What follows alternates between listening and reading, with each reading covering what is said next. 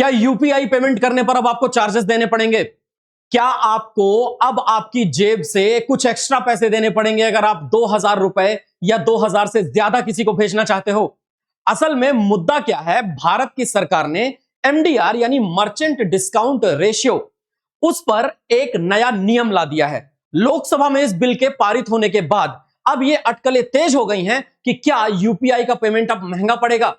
अगर यूपीआई पर चार्ज लगने लग गया तो national payment corporation of India ने जो पहले यह कहा था कि डीमोनेटाइजेशन के पहले लोग बहुत कम यूपीआई किया करते थे, यूनिफाइड पेमेंट इंटरफेस के ट्रांजैक्शन की संख्या बहुत कम थी, अब वो जब ट्रांजैक्शन की संख्या डीमोनेटाइजेशन के बाद बहुत ज्यादा बढ़ी, उसके बाद किसी ना किसी को वो चार्जेस तो पे करने पड़ेंगे ना, जो चार्जेस बैंक को डेटा स्टोर करने के लिए, बहुत ज्यादा मैनेज करने के लिए पे करना पड़ रहा है।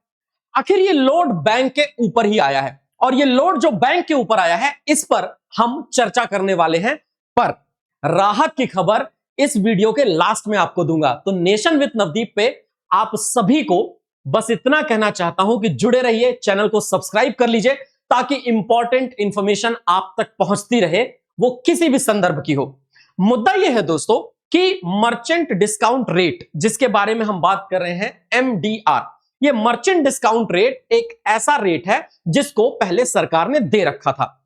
सरकार ने इसलिए दे रखा था क्योंकि बैंक्स को ये चार्जेस पे तो करने पड़ते थे, पर चूंकि सरकार यूपीआई को बहुत ज्यादा प्रमोट करना चाहती थी और यूपीआई प्रमोट करके सरकार डिजिटल ट्रांजैक्शन को लोगों तक पहुंचाना चाहती थी।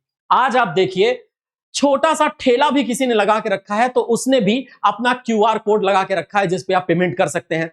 किसी बड़ी शॉप से लेकर के किसी छोटे ठेले तक, कहीं एयरपोर्ट के सामने की दुकानों से लेकर के बाहर कहीं पर भी आप जाएं, आप आराम से यूपीआई के माध्यम से पेमेंट कर सकते हैं। लेकिन जब आप अपने बैंक अकाउंट से किसी दूसरे के बैंक अकाउंट में पेमेंट करते हैं, उस समय बीच में वॉलेट का सिस्टम जो पहले हुआ करता था, अब तो सरकार ने खत्म कर दिया। जब आप पेमेंट करोगे तो स्वाभाविक सी बात है, सामने वाले के अकाउंट में जब वो पेमेंट पहुंचेगी, ये पूरे ट्रांजैक्शन का डेटा मेंटेन करना और उसको क्लाउड में ले जाना भी अपने आप में एक चार्जेस पे तो करता होगा बैंक। आखिरकार जो भी पेमेंट गेटवे है, जैसे बाहर के पेमेंट गेटवे थे, तो पहले मर्चेंट डिस्काउंट रेट 2% हुआ करता था, यानी 2000 रुपए के अगर ऊपर का ट्रांजैक्शन करिए तो आपको 2% पे करना पड़ेगा। यानी कि मर्चेंट पे करेगा, जिस व्यापारी का अकाउंट जो आपकी तरफ से पेमेंट रिसीव कर रहा है, उस व्यापारी को अपने अकाउंट में से पैसे देने पड़ेंगे। वो मर्चेंट डिस्काउंट रेट अभी तक सरकार ने दे रखा था, अब सरकार ने कह दिया है मर्चेंट डिस्काउंट रेट होगा जरूर, लेकिन वो बहुत नॉमिनल होगा, 0.2% से 0.3% के आसपास। यानी अगर आपने 2000 रुपए का किसी को पेमेंट किया है तो उसको 0.2% या 0.3% देने पड़ेंगे एज अ चार्ज। कुल मिलाकर मामला यह है, कंज्यूमर को कोई फर्क नहीं पड़ने वाला है।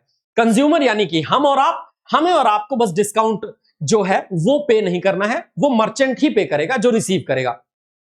यानी अब कुल मिलाकर के किसी न किसी को तो भुगतान करना ही होगा। ऐसा एमडीआर लगाने के प्रस्ताव पर आरबीआई गवर्नर का जो बयान है, वो बयान इस पर आया हुआ है। आरबीआई गवर्नर है इस समय संजय मल्होत्रा साहब, और इन्होंने जब ये किसी ना किसी को पे करने वाली बात कही है तो मर्चेंट या यूपीआई आईडी पर 2000 के ऊपर ये 0.2 या 0.3% से 0.5% के आसपास तक लगाने की बात कही है।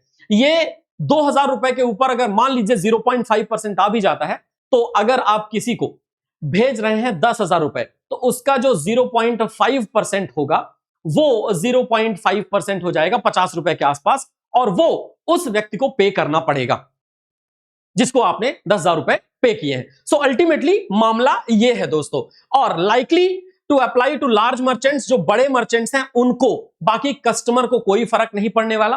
हो सकता है मेरा मैथमेटिक्स गलत हो कि 10,000 रुपए का 0.5% 50 है या 500, पर देना तो पड़ेगा। कुल मिलाकर मुद्दा यह है।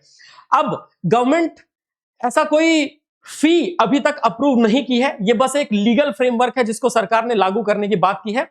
देखो, हमारे देश में लगभग 23.6 बिलियन ट्रांजैक्शन होते हैं, लगभग 29.9 ट्रिलियन रुपए के फिनेंशियल ईयर 2026 के अगर आप फर्स्ट क्वार्टर की बात करें, यानी जुलाई 2026 यूपीआई ने 23.6 बिलियन ट्रांजैक्शन, यानी ये 23.6 बिलियन ट्रांजैक्शन को आप कह सकते हो 2360 करोड़ ट्रांजैक्शंस हुए हैं, और वो 2360 करोड़ ट्रांजैक्शंस 29.9 ट्रिलियन रुपए के हुए हैं। ये अपने आप में बड़ी बात है। सो अल्टीमेटली 2016 में जब यूपीआई लॉन्च किया गया था तो यूपीआई को लोग बहुत स्लोली अडॉप्ट कर रहे थे, धीरे धीरे इसको बहुत तेजी से अडॉप्ट करना था, और तेजी से अडॉप्ट करने के लिए गवर्नमेंट ने जीरो एमडीआर पॉलिसी 2020 में ला दी थी। लेकिन अब सरकार कह रही है कि अब डिजिटल पेमेंट पर मर्चेंट को पे करना पड़ेगा, यानी कस्टमर्स को कुछ भी पे नहीं करना है, जो पे करेंगे मर्चेंट पे करेंगे। अभी यह फ्रेमवर्क लीगल हुआ नहीं, बट देखते हैं आगे चल करके होगा क्या।